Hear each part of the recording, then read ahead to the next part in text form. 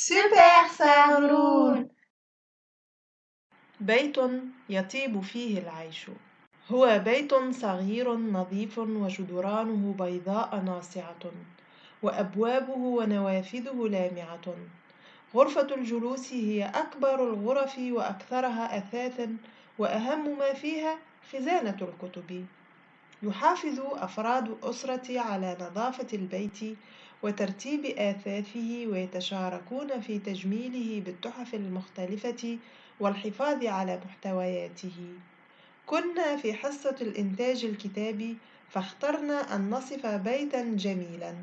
تخيل بعض التلاميذ قصوراً، أما أنا فوصفت بيتنا كما هو، ثم عرضت ما كتبت، فاستحسن أصدقائي إنتاجي، وقال لي المعلم: ما أجمل هذا الوصف، حقا إنه بيت يطيب فيه العيش.